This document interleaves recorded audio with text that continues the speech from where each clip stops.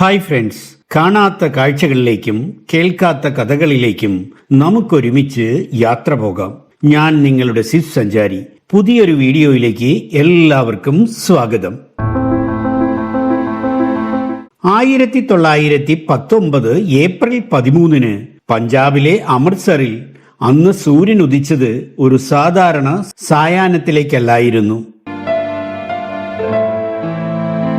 വൈശാഖി ആഘോഷങ്ങളുടെ സന്തോഷം വായുവിൽ നിറഞ്ഞു നിന്ന ആ സന്ധ്യ ഭാരത ചരിത്രത്തിലെ ഏറ്റവും ഇരുണ്ട അധ്യായമായി മാറാൻ പോകുന്നുവെന്ന് ആരും കരുതിയിരുന്നില്ല. ഇന്ത്യൻ സ്വാതന്ത്ര്യ സമര ചരിത്രത്തിലെ ഏറ്റവും വേദനിപ്പിക്കുന്ന അധ്യായമാണ് ജാലിയൻ വാലാബാഗ്.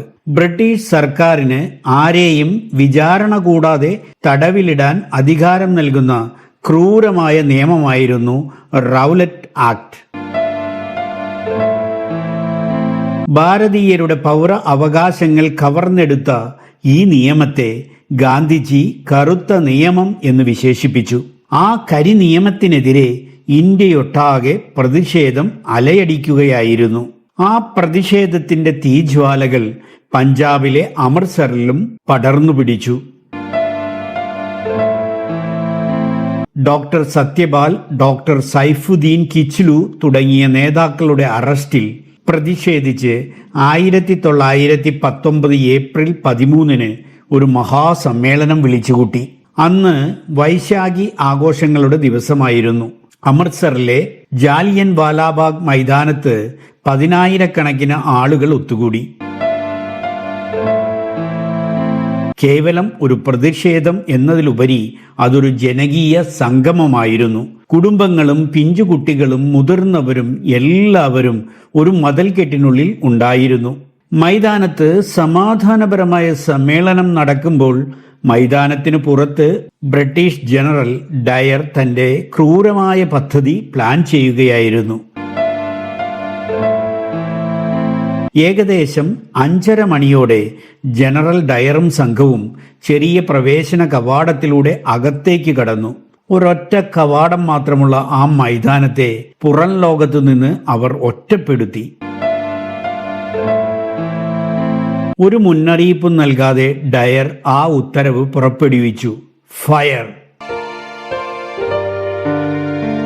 10 മിനിറ്റ് നീണ്ടുനിന്ന ആ വെടിയുതിർക്കലിൽ 1650 റൗണ്ട് വെടിയുണ്ടകൾ നിരപരാധികളായ ജനതയുടെ നെഞ്ചിലേക്ക് തുളച്ചു കയറി.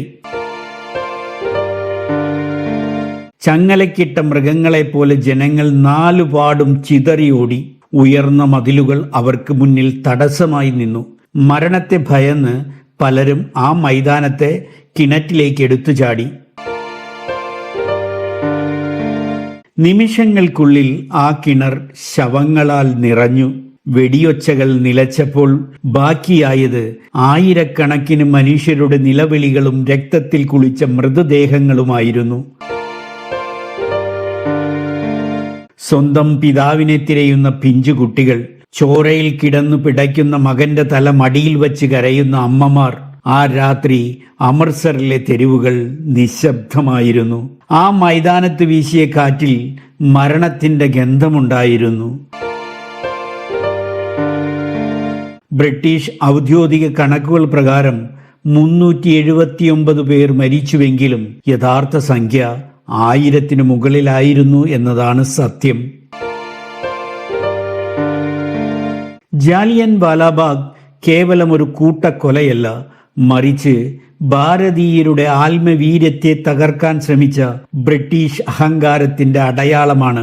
ആ വെടിയുണ്ടകൾ തറച്ചത് ഓരോ ഇന്ത്യക്കാരന്റെയും ഹൃദയത്തിലായിരുന്നു.